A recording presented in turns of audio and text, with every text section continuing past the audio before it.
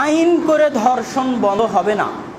যে একদল মানুষকে দেখবেন ধর্ষণ বিরোধী আন্দোলন করতে গিয়ে তারা বলতেছে যে ধর্ষকের লজ্জাস্থান কেটে নেওয়া হোক, এবং যারা ইসলামপন্থী তাদেরও অনেকেই এই পোস্ট, এই ব্যানার, এই বক্তব্য দিচ্ছে, অথচ এটা সরাসরি ইসলাম বিরোধী কথা। মানুষের মধ্যে একদল মানুষ আছে যারা নামে মানুষ কিন্তু চাল চরিত্র নীতি নৈতিকতা শুকুরের, লা ইয়াদখুলুল জান্নাত, তারা জান্নাতে যাবে না।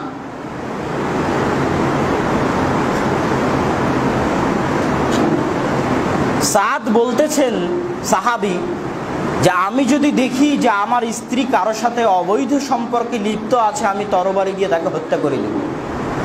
তখন রাসূল সাল্লাল্লাহু আলাইহি ওয়াসাল্লাম বলতেছেন, সাদ, তোমার যেমন গায়রাত আছে, গায়রাত আত্মমর্যাদা, যেটা দায়ুসের বিপরীত, দেয়াসার বিপরীত হচ্ছে গায়রাত আত্মমর্যাদা, তোমার যেমন গায়রাত আছে, ইন্নাল্লাহা ইয়াগার, আল্লাহ সুবহানাহু তাআলারও তেমন আত্মমর্যাদা আছে। তোমার স্ত্রীর সাথে যদি অন্য কেউ খারাপ কাজ করে তাহলে তোমার যেমন গায়রাত জেগে ওঠে, আল্লাহর কোনো বান্দা আল্লাহর কোনো বান্দির সাথে, আল্লাহর কোনো দাস আল্লাহর কোনো দাসীর সাথে যখন অবৈধ কাজ করে তখন আল্লাহরও গায়রাত জেগে ওঠে। আল্লাহ সুবহানাহু তাআলা এটা সহ্য করতে পারেন না।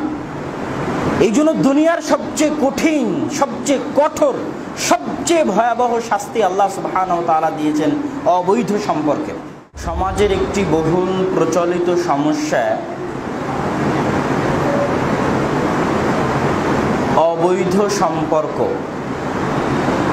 যেই অবৈধ সম্পর্ক একটা সময় ধর্ষণের রূপ নেয়, এবং যেটা বর্তমানে বাংলাদেশের সবচেয়ে আলোচিত বিষয়বস্তুগুলোর একটি।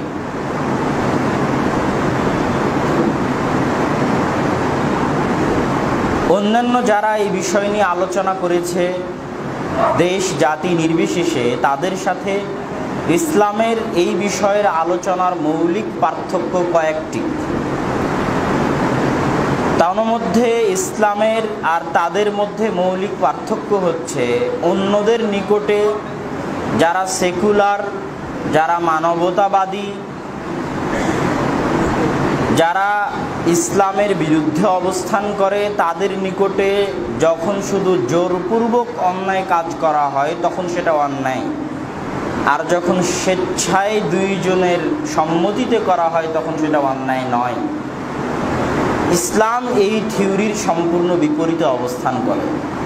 ইসলামের দৃষ্টিতে স্বেচ্ছায় হোক, জোরপূর্বক হোক, ইচ্ছায় হোক, অনিচ্ছায় হোক, বিবাহ বহির্ভূত যে কোনো প্রকার অবৈধ সম্পর্ক ইসলামের সমান ও গুরুতর অপরাধ। এটা হচ্ছে তাদের সাথে ইসলামের প্রথম পার্থক্য। তাদের সাথে ইসলামের দ্বিতীয় পার্থক্য হচ্ছে, তারা গান বাজনা করার স্বাধীনতা চায়, অশ্লীল নাচ গান সিনেমা মুভির স্বাধীনতা চায়, প্রকাশ্যে জেনায় লিপ্ত হওয়ার স্বাধীনতা চায়, মানুষকে লজ্জাহীনতা, নগ্নতা, অশ্লীলতার স্বাধীনতা দিতে চায় এবং সেটাকে মানুষের অধিকার মনে করে। আবার যখন ধর্ষণ ঘটে যাবে তখন সেটা বন্ধের দাবিও জানায়। যেমন ইদানিং যারা ধর্ষণ নিয়ে আন্দোলন করতেছে, একদল মানুষ দেখবেন যে তারা ধর্ষণ বিরোধী আন্দোলন করতে গিয়ে দাবি করতেছে যে আমি কয়টায় বাড়ি ফিরবো, আর সিগারেট খাবো কিনা, আর কি পোশাক পরবো না পরবো, এটা নিয়ে আপনি ভাবার কি? তাহলে তারা অশ্লীলতা, বেহায়াপনা, নগ্নতার স্বাধীনতাও চাচ্ছে, আবার ধর্ষণও বন্ধ করতে চাচ্ছে। ইসলাম এটা সমর্থন করে না। ইসলামে সামাজিক ব্যাধিগুলো, সামাজিক রোগগুলো দূর করার দুইটা নিয়ম। এক, রোগ প্রতিরোধ ক্ষমতা থাকতে হবে যেন রোগ প্রবেশই করতে না পারে। দুই, রোগ প্রতিরোধ ক্ষমতা থাকার পরেও যদি দুই একটা প্রবেশ করে তাহলে সেগুলোর কঠিন শাস্তি থাকতে হবে। করোনা ভাইরাস থেকে বাঁচতে গিয়ে যেমন ডাক্তারেরা বলছে আপনার রোগ প্রতিরোধ ক্ষমতা বাড়াতে হবে যেন অসুখী না হয়, এই জন্য আপনি প্রতিদিন ব্যায়াম করবেন, লেবু খাবেন, ভিটামিন সি খাবেন যাতে অসুখী না হয়। তো তো ইসলামও বিশ্বাস করে সমাজে একটা রোগ যেন প্রবেশই না করে। এই জন্য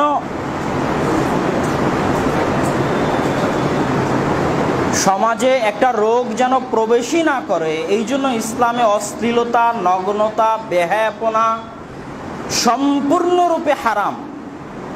এটা থাকার পরে যদি কোনো মাধ্যমে প্রবেশ করে তাহলে সেটার জন্য রয়েছে কঠোর শাস্তি। ইসলামে বেহায়াপনাকে বলা হয়েছে দিয়াসাহ। রাসূল সাল্লাল্লাহু আলাইহি ওয়াসাল্লাম বলেছেন, লা ইয়াদখুলুল জান্নাতা আদ-দায়ুস, দায়ুস জান্নাতে যাবে না। দায়ুস মূলত বলা হয়, দিয়াসা মূলত আছে শুকুরের মধ্যে। কার মধ্যে? শুকুরের মধ্যে, প্রাণীকুলের মধ্যে। প্রকৃত অর্থে দায়ুস মূলত শুকুর।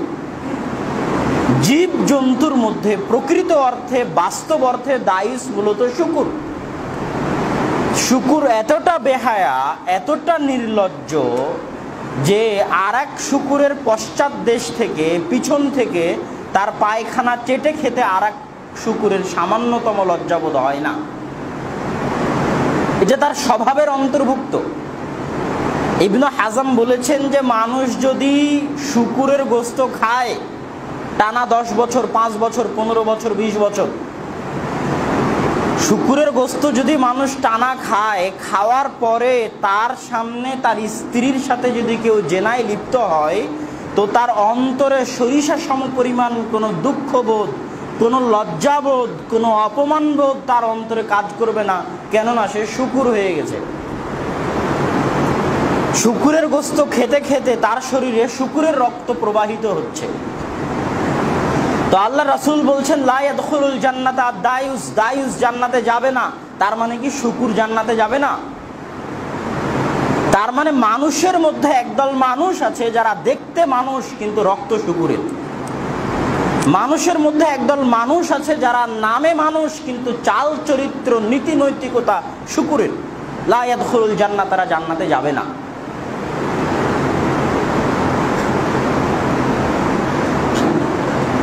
সাদ বলতেছেন, সাহাবী, যে আমি যদি দেখি যে আমার স্ত্রী কারো সাথে অবৈধ সম্পর্কে লিপ্ত আছে, আমি তরবারি দিয়ে তাকে হত্যা করে দেব।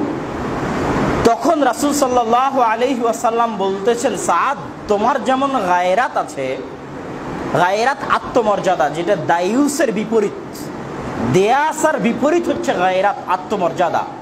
তোমার যেমন গায়রাত আছে, ইন্নাল্লাহা ইয়াগার, আল্লাহ সুবহানাহু তাআলারও তেমন আত্মমর্যাদা আছে। তোমার স্ত্রীর সাথে যদি অন্য কেউ খারাপ কাজ করে তাহলে তোমার যেমন গায়রাত জেগে ওঠে, আল্লাহর কোনো বান্দা আল্লাহর কোনো বান্দির সাথে, আল্লাহর কোনো দাস আল্লাহর কোনো দাসীর সাথে যখন অবৈধ কাজ করে তখন আল্লাহরও গায়রাত জেগে ওঠে। আল্লাহ সুবহানাহু তাআলা এটা সহ্য করতে পারেন না।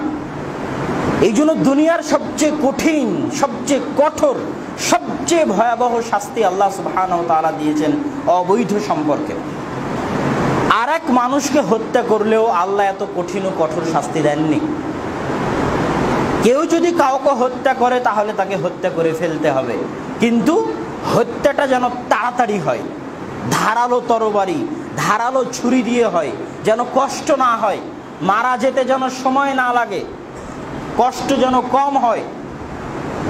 কিন্তু বিবাহিত অবস্থায় যদি কেউ অবৈধ সম্পর্কে লিপ্ত হয় তাহলে রাসূল সাল্লাল্লাহু আলাইহি ওয়াসাল্লামের ভাষ্য অনুযায়ী আর রাজম, খোলা মাঠে হাজারো মানুষের সামনে হাত পা বেঁধে বুক পর্যন্ত পুঁতে দিয়ে ইট, পাথর, পাটকেল, ঢেল নিক্ষেপ করতে করতে তার চিৎকার, চেঁচামেচি, বাঁচাও, মরে গেলাম শুনতে শুনতে তাকে হত্যা করতে হবে।